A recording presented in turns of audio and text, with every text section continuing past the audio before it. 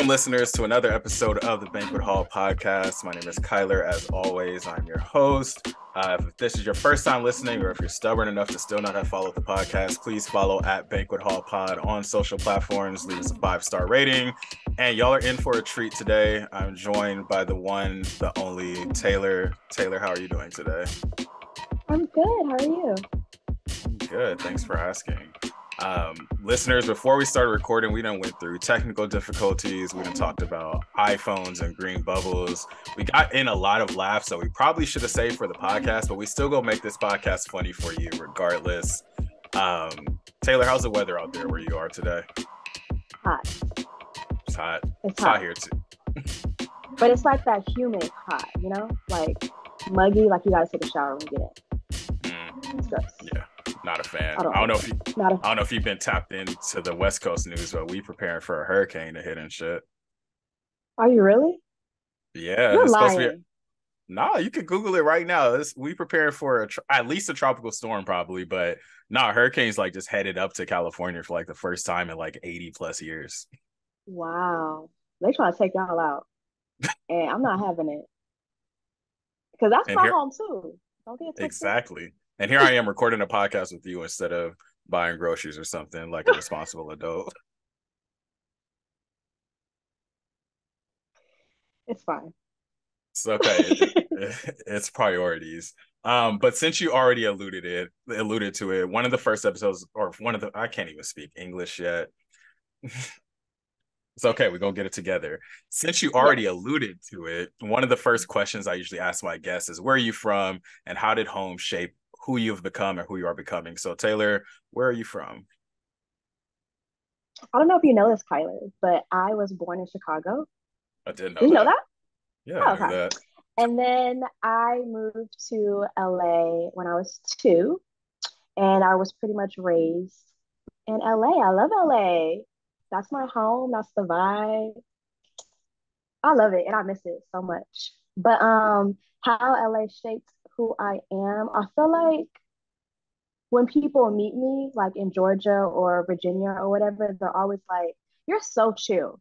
Like you're just so laid back. You're so chill." And my response is always, "It's because I'm from LA, and that's just how it is." So I feel like that's kind of how it shaped me. I don't know. I love LA. Out of all the places that I've lived, LA. Hey, it's the greatest city on earth, if you ask me. Yeah, it is. I would agree. I just can't believe you didn't know that I knew you was from Chicago. Like you act like we just met today. A lot of people don't know that. Like I feel like I just never tell people like, yeah, I'm from Chicago. I never say that. I always say I'm from LA. I was born in Chicago, that little city. That little city. That just means we're real friends, though, because I actually remembered that you're from Chicago. So no, for sure. That's a brownie point for me. I won't name names, but some people. Yeah. Ooh, I might need the name after the podcast is over. That's juicy. That's tea, right? All right, got my little teacup right here. But LA being one of your favorite cities that you've lived in, or the favorite place that you've lived in, what makes LA so special that it's your favorite, like besides the chill vibes? I honestly feel like because I lived there so long, that's all that I kind of knew, like culturally and everything. And I feel like the vibes in LA, I was able to take that to other states that I've lived in and like adapt to all kinds of people. You be throwing so much shit. Like and I'm able to like, I guess like I'm able to like be around a lot of people and like vibe with them because a lot of times you don't really. Yeah. So yeah. No, I think that's so interesting because I feel like LA has taught me that too, where you kind of got to figure out a way to just vibe with different groups of people because you're around so many different people from so many different places, and you're not always gonna like people, you're not always gonna vibe with people, but we're like chameleons. You just got to kind of vibe with what your environment is. Yeah, for sure. And so you're one of, I can't think off the top of my head, you're one of either two or three people I've had on this podcast that I went to high school with. Do you remember when we first crossed paths in high school? Do you remember our first conversation? I don't expect you to. No, No, I don't I expect you to. don't. Don't feel bad. I don't. I just know that we met in high school and we became really close and we went to prom and homecoming and we were just besties. But Yeah. I don't remember how we first met. So I feel like our younger listeners might be confused by what I'm about to say here, but our first conversation, our first real conversation, obviously we like had mutual friends, but it was on AIM. Yeah, it's wild, but I won't forget it because I remember like aiming you and we became quote unquote besties on AIM, like the most surface level of besties. It was really just like talking about favorite colors and shit, but we were besties via AIM first. How do you remember this? That's crazy. Wow. Yeah, my AIM. I have a memory of an elephant, but yeah, I remember AIM being like the way that we first got close. We went to high school together and everything, but our main conversations were on AIM. That's hilarious. Do you remember your AIM name? We're not gonna put that on the podcast. Talk about it after. Because I remember Yeah, mine.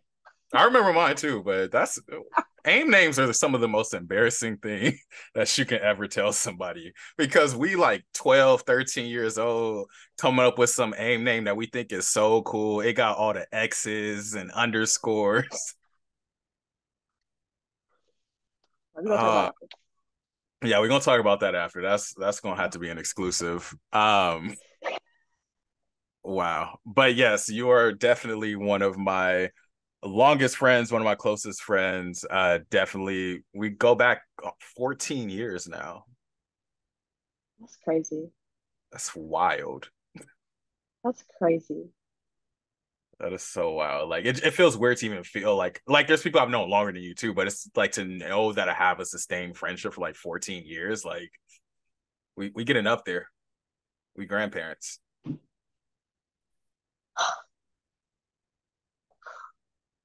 That's crazy. 14 years. 14 Wow. years, and that brought us here today, all the way Yes. to a podcast. Who would have thought? I know. Um, but you mentioned you've lived in a couple of different areas, and you are the first Mhm. person that I've had on this podcast, to my knowledge. Sorry if I got this wrong, but you're the first person to graduate from HBCU and go to HBCU. So you went to Hampton University for your I undergrad. did. Why don't you talk to our listeners about what that HBCU experience was like? Undergrad was like the best time of my life. I love the vibe. I love the parties. I love the tailgates. I love the parties. I say that. It Yeah, you was did. great. And then I felt like what made it, I feel like you get that in every college, but what made it different was that everybody looked like me. And I felt like it was Black excellence just walking around. And I felt like I got culturally shaped because there are people from everywhere. Like I'm hearing music from like Jersey, DMV, the South. I've never heard this music a day in my life. So I felt like I was just like became like a well-rounded person and got to experience different cultures and different people. So it was amazing. I loved it. I know you say that every college has that, but it's different when you ain't at HBCU. It's Like different, yeah. obviously I didn't go to a HBCU, but man, I could sit on this podcast and just tell you a bunch of stuff where I feel like you going to HBCU just could never imagine like going to a party and it's just no music playing. People just got like cups in their Mhm. hand walking around. Then the black people show up to the party and like, oh, show us that cool dance. Can you teach us how to Dougie? Like that type of shit. Like, nah, Yeah, them parties ain't the same. it's not the same. Yeah, I feel you. I feel you. Yeah, we didn't Yeah. have Yeah, I know y'all didn't. And like that. we didn't have no football team, so we wasn't going to no football games really on Mm, campus. It's just there ain't nobody barbecuing. Like there's times where I'm like, damn, I yeah, really messed up not going to HBCU. Obviously, I had a good college experience, yeah, but for sure. Yeah, I just know your college experience is different. Like when we talk about UCSD, it's like, yeah, I know every black person here roughly, but I feel like at Mhm. HBCU, like you have your community, but you're like you say, you're exposed Yeah. to so many different types of black people. It's dope. Yes. Yes. It's dope for sure. Because I feel like, there's like when you think of like black people, we're thinking of like, down here kind of. But I feel like when I went to an HBCU, it was like just excellence, like coming out of like business majors, finance majors, like we're gonna have these people are gonna be doctors, people are gonna be lawyers, and it's great to see that develop. Um, Going to school with them, and now they are doctors and lawyers and all these great things. So it's cool.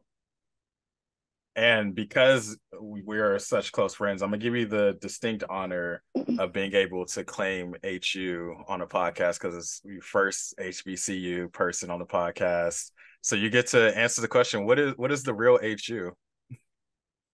The real HU is obviously Hampton University. Okay. Period. Argue with your mother. I'm gonna get so much shit for allowing you to say that, but I had to I because you're the said it. first HBCU grad. You get that privilege. But I'm gonna just let the listeners know if you went to any other school and have altering opinions, message Taylor first because she said it, not me. Uh, but in terms of kind of the collegiate experience, you have always been interested in like psychology, social work. What led you to want to be involved in like social work or psychology? I know that social work was more of a later focus, but why don't Mhm. we start with psychology? Okay. I'm gonna take it like back and I'm gonna bring it back together.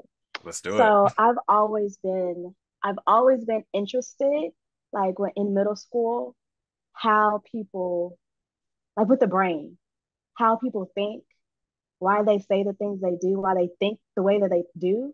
And I feel like that stemmed from like not necessarily like bullying with me, but like people saying things. Why are you doing that? What is like the thought process that you're going through? Because I feel like for me, I was so reserved and so shy. And I always thought like I would never do or say those things to other people. So why are they doing that kind of thing? So that sparked my interest, but I never knew that there was a name for it, like psychology, because I was like, what, 7? So fast forward, I had a class. I don't know if you remember Mr. Jenkins. Of RIP to course. him. I love him. I Mm-hmm. love him. He was my first like exposure to like a psychology course. Love that class. And so that he's the reason really why I went into psychology. And it's funny because when I declared my major was journalism at first. Mm. Not the eye roll. And I feel like I went into that because I thought that was like my parents' dream for me, like to see Mm. their black daughter on this news show talking with her pearls and her straight hair. And I don't like talking. Like I don't, to be honest. Like I don't like talking in front of people. I don't that's just not my vibe. So why am I going into a major where that's like all they do? Mm. So the first day of classes, I went to an intro to journalism class, read the syllabus. Absolutely not. I went and changed my major the very first day of school. And I was like, I need to be a psychology major by the end of the week. And I was. And I loved it. Um, I love the study of like thoughts, feelings, and behaviors and how it's all connected. I loved it. And so, how I got into social work was we had a junior seminar class, and majority of the focus of that class was like the different careers you could go into when you do psychology, when you get your degree in psychology. And at first, I was interested in psychiatry, but not enough to go to med school. So that Mm. was out. Then I was introduced to social work in that class, and it was such a broad, like, area of focus that I was like, I can go into this and then kind of figure out where I want to take it because I could do anything with social work. Um, and to piggyback off of that sidebar, people think that social work is like taking people's kids and that's Hmm. it. And so I just want to clear that up. Like, that's not it. I have people literally come up to me like, oh, what do you do? I'm a social worker. And they're like, oh, kudos to you. How do you feel about taking people's kids away? I'm like, I don't do Hmm. that. I don't do that. Like that is an area of focus, defects, of course, but that's not what I do. You could go into the hospital, you could be in the school, you could be the law firm, you could own your own private practice, you could get your license. There's so many things that you can do with social work. So that's kind of why how I went into that area because I didn't really know what I wanted to do when I graduated. Hmm. So I just felt like getting my master's or my MSW would allow me time to figure it out. So that's what I did. Yeah, thanks for walking us through that. And it's interesting that journalism was where you started and you not liking to talk to people. Now here you are on a podcast. So you can show it. See ya. Yeah, It so you came can full show your family circle. this. Yeah, show them you did exactly what they wanted you to do. Like you're on a Yes, podcast, you're talking in yes, front of people. yes, yes. With my braids in my head. Let's talk about Exactly. that. Right, without the straight hair. Yeah. Not that no shade to anybody with straight hair though. That came out wrong, but I think that just Right. No. being able to affirm like black hairstyles in media, I think is Yes. very important too. And the psychology piece, I think I knew you were going to shout out Mr. Jenkins, which is why I wanted you to walk through that full story. Like, rest in peace, Mr. Jenkins. I didn't have the option to take that psychology class, but I did end up studying cognitive science in undergrad. So definitely on that same wavelength of just like, why y'all be thinking like that? Like, I think that's the core question that people just be wanting to know. It's like, what's the thought process behind what you saying? What is going on? What is going on in that noggin? That's what I like to know.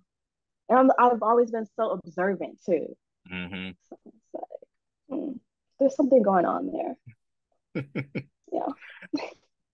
Even the look on your face when you said that, like you had that look like, no, I peeped something. Like that's just what psychology is. You peeping what people be Yes. on. Like that's what it is. Yes. Can't fool me. Mm.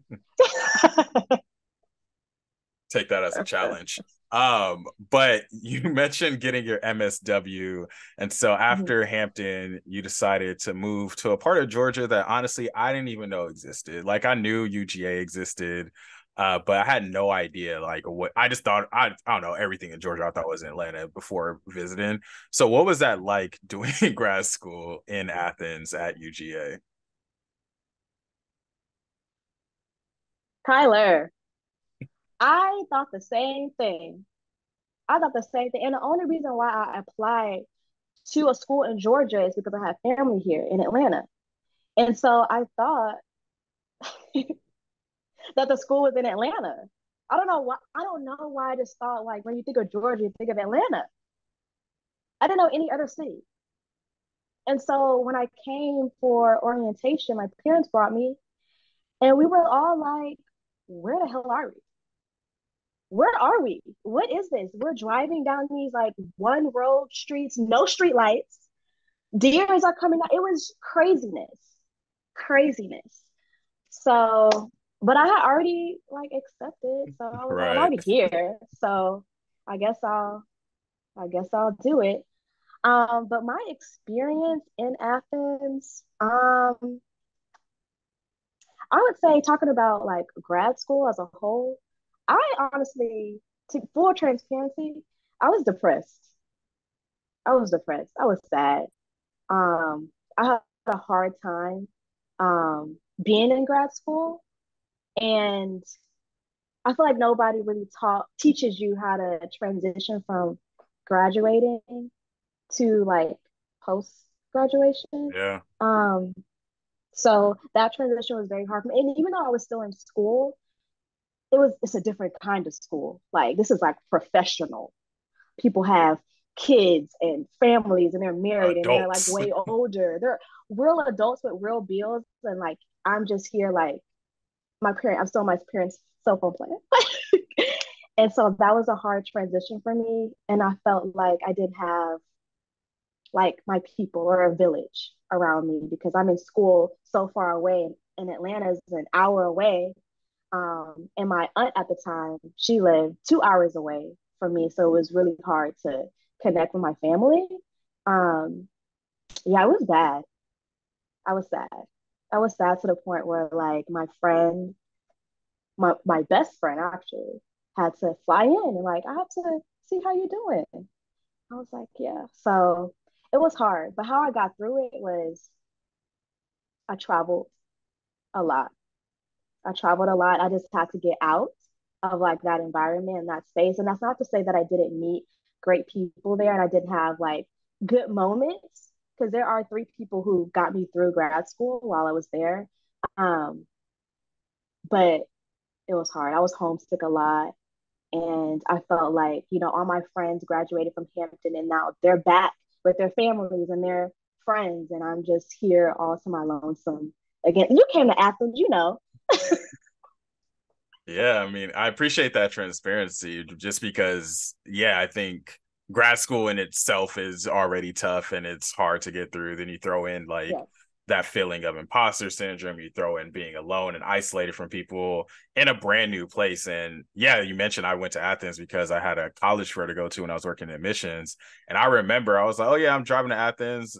And then I like put the GPS and I was like, wait, where am I going? And I started driving. I'm like, dang, like it ain't nothing between Atlanta and Athens. And I was just like, let me fill up my gas tank right now. Get to You Athens. don't I'm want to get like, stuck. yeah, I'm like, what type of country ass shit am I in?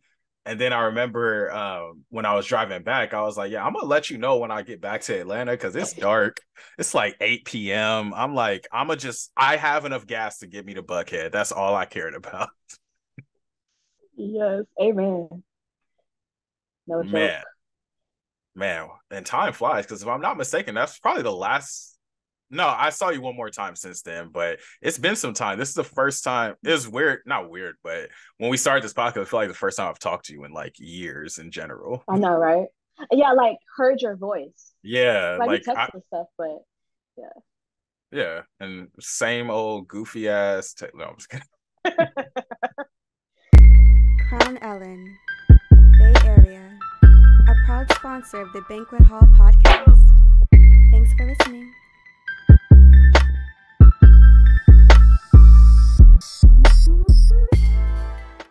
I'm screaming. No, the last time we saw each other was in 2019.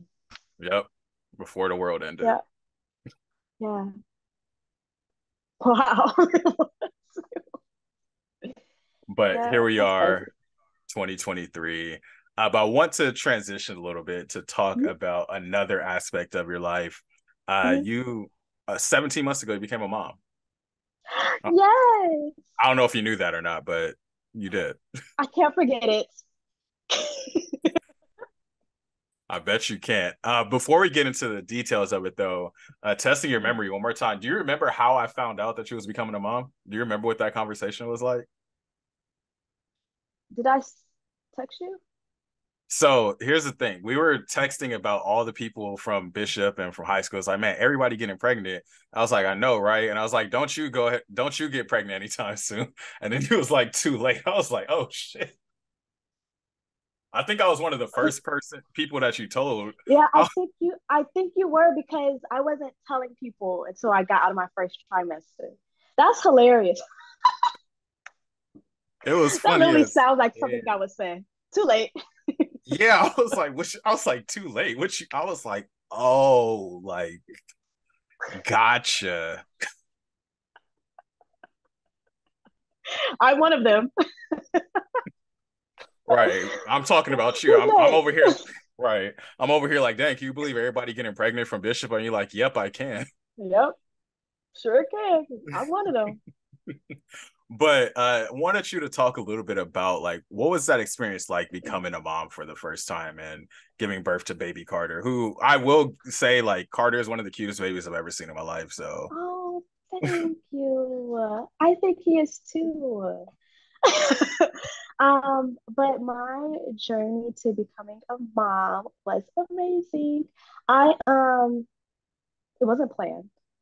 This is for some people plan. It wasn't planned, but I feel like it was a blessing in disguise. I feel like God chose me to be this little baby's mom forever.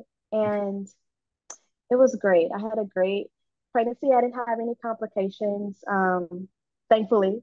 He was healthy. He was small, but I wasn't worried about that. The doctors was worried, but I wasn't like, he's gonna be fine. Like, not a big person. So it just kind of like, I'm not gonna be carrying around this 9-pound baby because I'm small. Anywho, then, but I will say after my pregnancy, delivery, all of that, great, beautiful. After I went through postpartum so bad, like it was like a switch. Like I felt like I had this great like pregnancy and these beautiful pictures and a great delivery story. And then like it just switched. Like, and I think I don't, if I could go back in time, I think it started when the doctors were like, "Oh, you're about to get discharged." Mm-hmm. What do you mean? I'm about to go home with this baby by myself? We're about to go with this baby by myself. So that was challenging, but over time, I just had a hard time just like getting back to myself, you know, like who I was. I just felt like I just didn't look like myself. I didn't feel like myself. I had a hard time breastfeeding. It was just, everything was just a lot. And I didn't know how to cope with it. And so like the postpartum journey was a little stressful, but other than that, I feel like I've gotten out of it now, but it was a journey for sure. It's really good to hear that you feel like that's something that you're transitioning out of. And I feel like that's one of the things that I really appreciate seeing about following you on social media. I feel like you've shared a lot about what that journey's been like for you and like being very transparent. And I feel like that's one of the reasons why I wanted to have you on the podcast, because I feel like, especially when we talk about like Black moms and Black motherhood, like there's not a lot of conversation about the mental health aspect of it. And of course, as someone with a background in psychology and social work, you understand how important that is. But I feel like we just need to amplify some of those conversations more and normalize it, because this is something that moms go through. I had another friend of mine, Devin, on the podcast earlier, and she was talking about going through miscarriages and how that's another taboo topic that people deal with. So just really wanted to be able to give more Black moms a platform to just talk about like that real experience and just what that has looked like for you. So definitely really happy to hear that that's something you're transitioning out of. I want to talk a little bit before we get into kind of the self-care aspect of that postpartum. You mentioned the doctors and your conversation with the doctors about them being concerned with Carter being a smaller baby. And one of the things I talked to Devin about is just the relationship between Black women giving birth and doctors and just what that experience is like. So what was your experience like in general dealing with doctors during that pregnancy? Challenging, I would say. Tell you a story. So I was maybe 32, 33 weeks and measuring like 28. So small, right? To the point where they wanted to deliver him early. And I pushed them. I had a doula as well. And I don't know if anybody knows what a doula is, but they're kind of like a support for moms going through birth and postpartum. So I had a doula, and then I also had my boyfriend who's in the medical field too, so he kind of knows a little bit of the terminology. So I pushed them until 38 weeks. I decided to get induced, and that was a personal decision for me. I could have just said no, but I just said, you know, let's just do it. I have these people rallying around me who are going to advocate for me, which they did. During my delivery, it was an issue with his heart rate going down every time I pushed. So they wanted to push for a C-section. And that was one of the things that I was very much so against, only because I had a very healthy pregnancy, There was nothing wrong with me. There was nothing wrong with him. I was induced, so I was forced into labor. So that's why we're having this issue because he's not ready to just come on out. So we just Right. need to chill it on out. And so my doula was the one who kind of was like, we're not doing that. She doesn't want to do that. What other options do you have? So they revamped it and I was able to, deliver vaginally. So I do hear and see that there is a difference between Black mothers and the infant mortality rate and the Black mother mortality rate is crazy. So I was really big on having a support system, having a doula for sure. Somebody who can advocate for me because you're so drugged up too that you can't really think or you don't really know what's going on. You just want the baby out of you. So it was nice to have people have a voice of reason, for sure. But and then especially because I delivered in Dallas, Georgia, you know. So that's even nobody even knows that there's a Dallas, Georgia. Like we were I didn't just until you moved there. and so there's not obviously a lot of Black people. So yeah. You pick Did I? everywhere I hope I answered the Dallas, question. Athens. Yeah, you did. You did. Okay. But I was just thinking of you then lived in Athens, Georgia, Dallas, I don't Georgia. live in every place except for Atlanta, where the Black people at. Just do me a favor and try not to move too far south, more south than you are now. Hold on. I'm done. This is it. I'm not going any more south. I have to go up or to the west. Okay, that's it. That No part. more south. Definitely not Alabama. Child. Okay. Oof. But I want you to talk a little bit about self-care because obviously Mm-hmm. going through postpartum depression and you needed some type of support system along the way. Mm-hmm. What was that support system like for you? Or what would you have liked it to have been like? So my support system, I had a therapist. Um, I still have a therapist. I've been going to therapy forever, but I had a therapist who got me through that. Um, like I guess the therapy part of it. And then emotionally, I had two friends, one Lexi, and then her best friend is Bentu. And Lexi had already had a son, so she had already kind of known what mommyhood was. And then Bentu, we were pregnant at the same time. I was kind of towards the end of my pregnancy when she found out she was pregnant. And we formed this group chat and we named it MommyGang.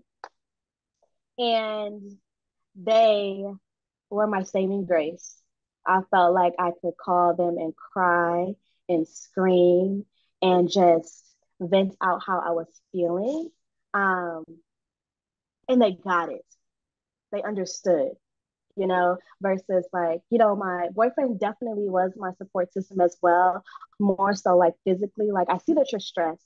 Let me take on this responsibility, let me take on whatever. But I just don't feel like he understood emotionally, how I was feeling and what I was going through. I was having panic attacks. It was like crazy. It was bad. So I would say my friends and my therapist were my support system for sure. Absolutely. Oh, and my mom. Yeah, of course. Shout out to moms.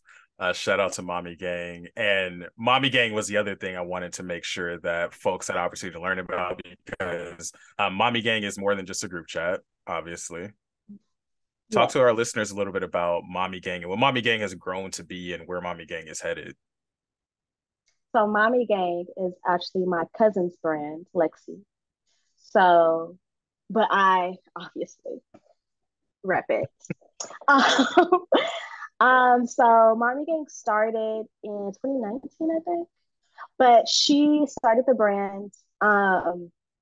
She also had a group chat with two of her friends who were pregnant at the same time, kind of the same story.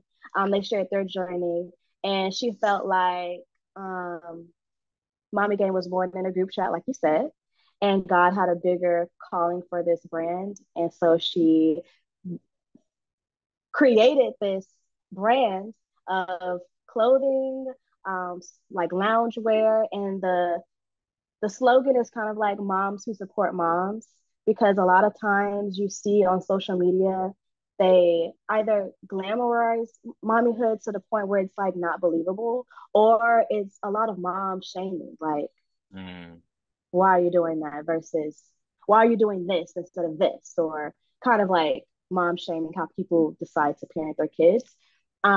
So she created this brand for like a community, and I love this brand so much. I feel like I wear it all the time. People think that it's mine. Um, and I mean, it is co-owner, maybe one day. Speaking into But existence. speaking into existence for sure. But no, I love everything that it represents.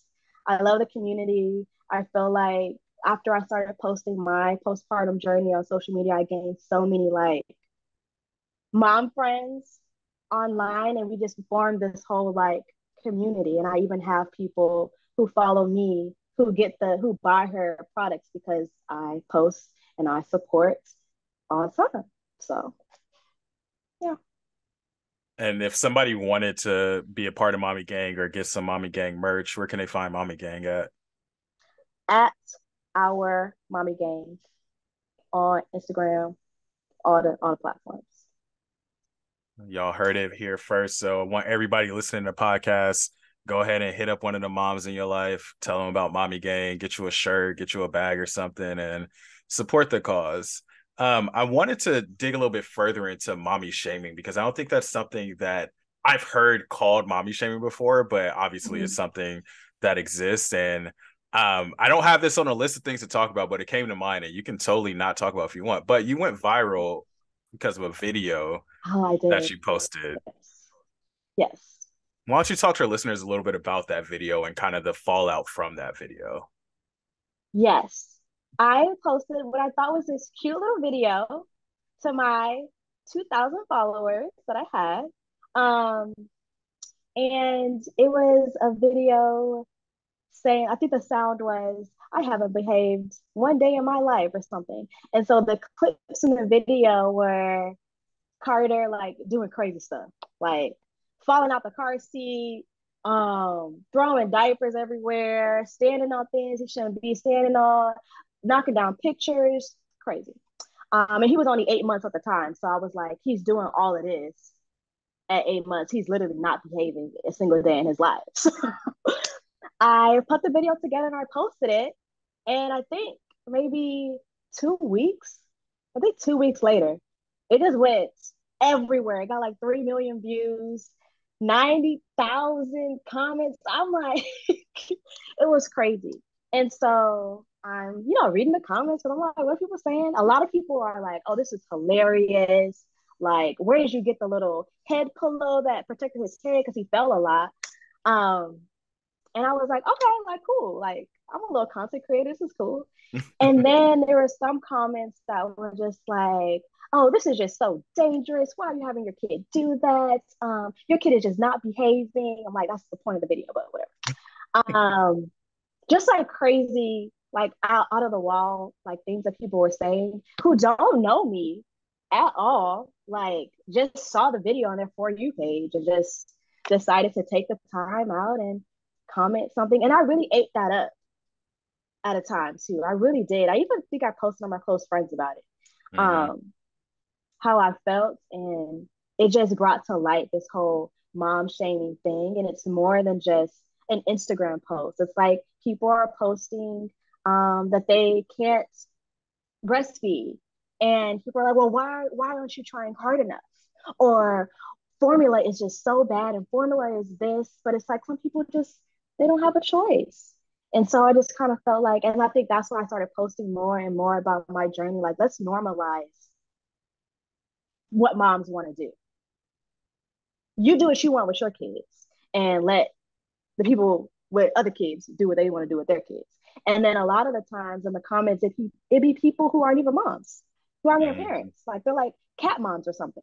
Like, it's not the same. I'm serious. No, I'm serious. Stand on that, because I see people say, oh, like my dog baby is the same thing as a real baby. I'm like, no, it ain't. No, it's not. It's not. It's not. I love the dog moms and the cat moms or whatever. And they are like, similar, you know what I'm saying? It's just not the same. Yeah, it's definitely not. But before we get out of mommy corner, one final question about you as a mom. What has Carter taught you about yourself? um, Carter taught me at first that I'm just to be transparent all around here. I'm not patient. I'm not a patient person. That's what he taught me. One of the things he taught me. I'm not patient.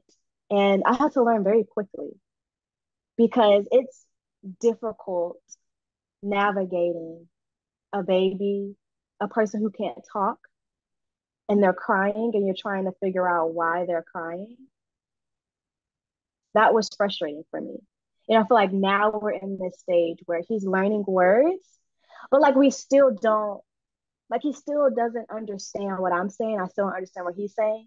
So I'm working on like being more patient, repeating things over and over, saying no over and over, just like being more patient. So he definitely taught me to be more patient. Um, and I think the other thing is I feel like Carter taught me like what true love is. I feel like I have never loved another human as much as I love this baby. Like I'm obsessed, like for sure. Oh, Yeah, yeah. oh, that was so heartwarming. We're about to get some tears out of our eyes of some of the listeners. But no, I say that facetiously, but also seriously. Like that's beautiful. And I think as someone who has been like a best friend to you, just so happy to see you blossom into motherhood and be able to be a leader as a mom too. I think that you could definitely be going through all this by yourself and never sharing anything about how this feels or how this journey has been for you. But for you to take the time to be transparent on your social media, on this podcast, like kudos to you because obviously I'm not a mom, never been a mom, never will be a mom, but I know that motherhood is hard. And so just want to give flowers to you while we have you on this podcast. Thanks. Of course.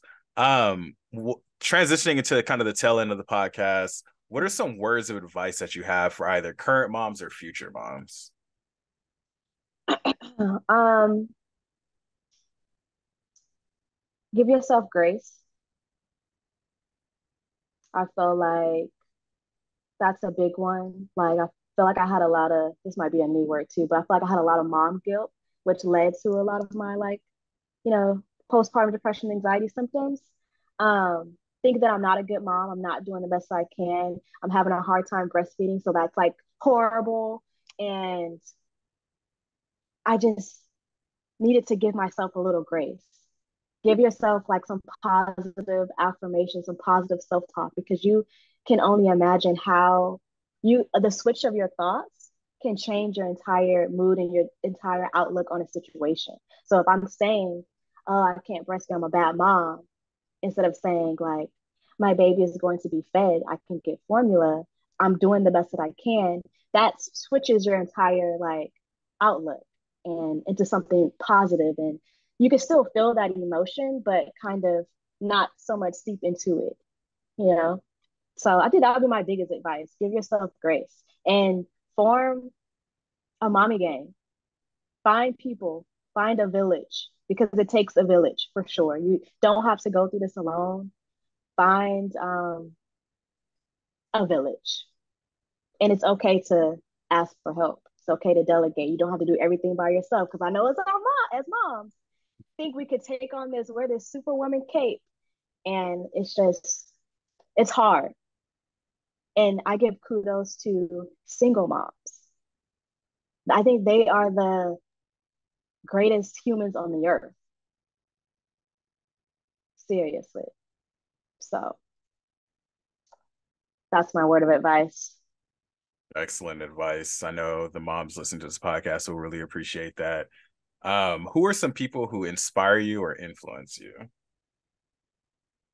Um, my mom, I feel like she's been through a lot, and she is so strong. She still has that same loud laugh. Um, and she just been through a lot, and to see her strength as a woman is inspiring. Can't talk to that. And then my friends inspire me for sure. Carter inspires me. Um, and my boyfriend inspires me. Awesome. And shout out to your mom. I know she's definitely going to listen to this. So I just want to make sure that we give her a quick shout out. Definitely a very friendly face. Hey girl. Not the hey girl. Where can people find you and how can they support you? I'm really just on Instagram. At Yes I'm Taylor. I just scroll through TikTok, so I don't even post. So yeah, at Yes I'm Taylor. And then how can people support me? Um, Follow me, reach out to me. I love having conversations with like people about the content that I post and stuff. So we can have a discussion. That's the goal of the podcast, continue discussion. So make sure y'all tap in with Taylor, hit her up, engage with the content. No mom shaming or mom guilting in her comments though, or else we all gonna come for you. Period. Anything you want to shamelessly plug or any manifestations you want to manifest on the podcast? I'm working on getting my clinical social work license. So I want to manifest that to be completed by the end of next year. I'll be officially a licensed clinical social worker. Hopefully. LCSW, we speaking into existence. Yes, we are, for sure. That's easy money for you, though, money. Honestly.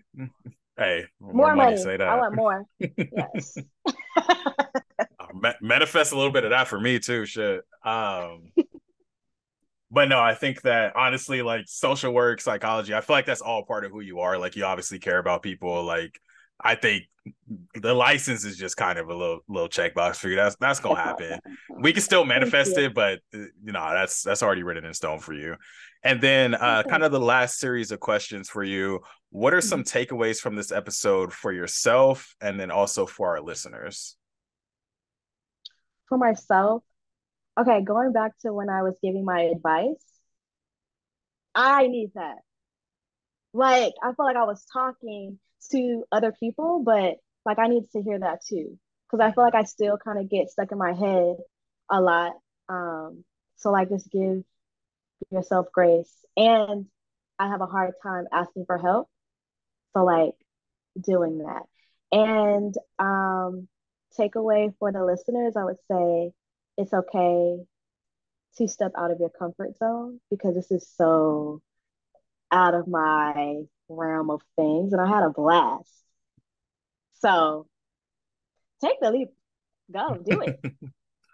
Hey, I appreciate that. I'm happy that you've had a blast on this podcast. I've had a blast too.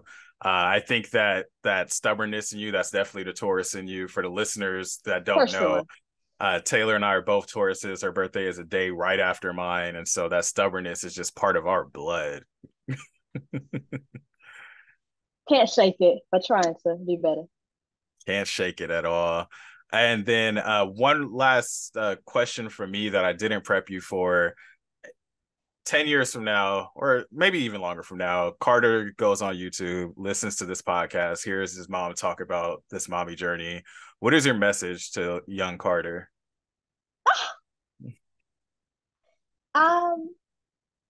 You are great. You can be anything in this world. And I support you with whatever your endeavor is. I hope you go to an HBCU. And I love you. I'm obsessed. As you should be, as you should be. Any final shout outs or any final words from you, Taylor? You shout out. I shout out my mom already, so I guess that's okay.